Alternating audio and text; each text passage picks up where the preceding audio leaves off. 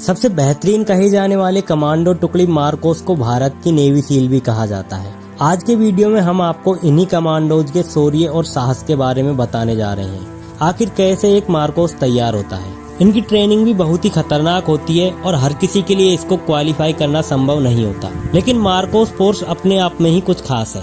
Marcos commando मौत को मात देकर तैयार होते हैं, जिनकी ट्रेनिंग 3 सालों की होती है। आपको बता दें कि मार्कोस या फिर मरीन कमांडो फोर्स में भारत के सबसे खतरनाक और घातक कमांडो होते हैं। हालांकि यह इंडियन नेवी की स्पेशल ऑपरेशन फोर्स यूनिट है, लेकिन इसको ट्रेनिंग इस तरह से दी जाती है कि यह आसानी से ग्राउंड से लेकर आसमान तक दुश्मनों का खात्मा कर सके। भारतीय नौसेना की यह स्पेशल यूनिट फरवरी 1987 में बनाई गई थी। इन्हें दुनिया के सभी आधुनिक हथियार चलाने की ट्रेनिंग दी जाती है। साथ ही मार्कोस कमांडो को आतंकवाद से लेकर नेवी ऑपरेशन और एंटी पायरेसी ऑपरेशन में भी यूज किया जाता है। लेकिन आखिर क्यों बनाई गई थी ये स्पेशल यूनिट? इस स्पेशल यूनिट को बनाने के पीछे का इतिहास 1955 से शुरू होता है। दरअसल उस समय इंडियन आर्म्ड फोर्स में ब्रिटिश स्पेशल बोर्ड सर्विस की मदद से कोच्चि में एक डाइविंग स्कूल की स्थापना की गई थी। इसका लक्ष्य आर्मी के लोगों को लड़ाकू और गोताखोर बनाना था। हालांकि इन्हें 1971 में भारत पाकिस्तान के बीच हुए युद्ध में सफलता नहीं मिल पाई,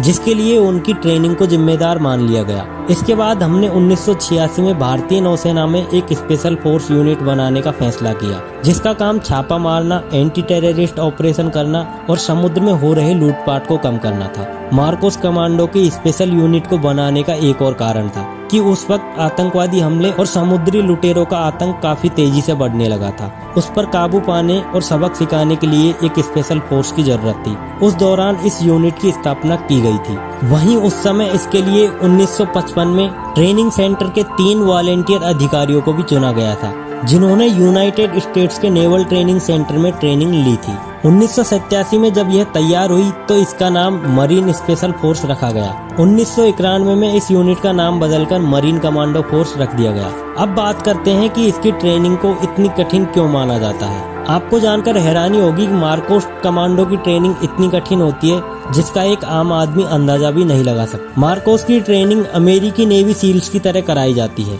मार्कोस के लिए चुने गए सैनिकों की ट्रेनिंग 3 सालों के लिए होती है। इसमें हजारों सैनिकों में से कुछ ही सैनिकों को ट्रेनिंग के लिए आगे भेजा जाता है। ट्रेनिंग के दौरान सैनिकों को 24 घंटे में से सिर्फ 4 से 5 घंटे तक ही सोने दिया जाता है। सुबह से शुरू हुई ट्रेनिंग देर रात तक चलती है। चाहे कैसे भी हो, लेकिन सैनिक को अपनी ट्रेनिंग पूरी करनी होती है। मार्कोस बनने के लिए दोस्तों सैनिक की ट्रेनिंग सिर्फ समुद्र में ही नहीं होती, बल्कि इन्हें अलग अलग जगहों पर ट्रेन किया जाता है ताकि यह हर ऑपरेशन को अंजाम दे सके। मार्कोस में सिलेक्शन के लिए 5 हफ्तों की शुरुआती ट्रेनिंग होती है। यह ट्रेनिंग इतनी तकलीफदेह होती है कि लोग इसकी तुलना नरक से करते हैं। इस दौरान ट्रेनिंग में बहुत हार्ड वर्क कराया जाता है और इन 5 हफ्तों में इन्हें सोने का भी बहुत कम मौका मिलता है। ज्यादातर कैंडिडेट्स यहीं से वापस लौट जाते हैं। इस ट्रेनिंग को कंप्लीट करके जो लोग बचते हैं उनसे मार्कोस की 3 साल की असली ट्रेनिंग कराई जाती है। इसमें कैंडिडेट को अपने कंधे पर 25 किलो का वजन लेकर जांघों तक कीचड़ में घुसकर 800 मीटर की दौड़ लगानी पड़ती है। फिर इनको हालो और हाओ नाम की 2 ट्रेनिंग दी जाती हैं। हालो ट्रेनिंग के अंदर जम्मू में लगभग 11 किलोमीटर की ऊंचाई से जंप करनी होती है, वहीं हाओ में 8 किलोमीटर ऊपर से जंप करनी होती है। साथ ही जंप के दौरान इन्हें 8 सेकंड के अंदर ही अपने पैराशूट को भी खोलना पड़ता है। इसके अलावा मार्कोस को ट्रेनिंग के दौरान कई मुश्किल टास्क दिए जाते हैं। इनकी ट्रेनिंग जान को जोखिम में डालने वाली होती है। इन सबको पार करने वाले सैनिकों को आगे की ट्रेनिंग के लिए अमेरिका भेजा जाता है और नेवी सील के साथ ट्रेनिंग दी जाती है और इन सब के बाद एक मार्कोस कमांडो तैयार होता है। आपको जानकर हैरानी होगी कि मार्कोस ने ऐसे कई मिशन को पूरा किया है जिनको सोच पाना भी शायद मुश्किल है। पहली बार मार्कोस की तैनाती 1990 में जम्मू कश्मीर की वूलर झील में की गई थी। इसके अलावा साल 1987 में हुए ऑपरेशन पवन को मार्कोस कमांडो ने ही सफलता दिलाई थी। इसके बाद साल 1988 में कैक्टस ऑपरेशन, 1991 में ताश ऑपरेशन, 1999 में कारगिल वार, 2008 में ब्लैक टॉर्नेडो ऑपरेशन, 2015 में हुए राहत ऑपरेशन और समय समय पर स्पेशल कमांडो फोर्स ने कई बड़े ऑपरेशन में शानदार प्रदर्शन किया है। इसके बाद जान लीजिए दोस्तों कि आखिर इनका पूरा सिलेक्शन प्रोसेस क्या होता है। बता दें कि मार्कोस कमांडो बनने के लिए थल, जल, वायु सेना के अलावा अर्धसैनिक बल भी आवेदन कर सकते हैं। इसमें सेलेक्ट होना इतना मुश्किल है कि भारतीय सेना के 10,000 सैनिकों में से कोई एक ही मार्कोस कमांडो बन पाता है। इसमें अप्लाई करने के लिए कैंडिडेट की उम्र 20 साल से ज्यादा नहीं होनी चाहिए। उम्मीदवार को पहले दिन 3 फिजिकल टेस्ट और एलिजिबिलिटी टेस्ट से गुजरना होता है।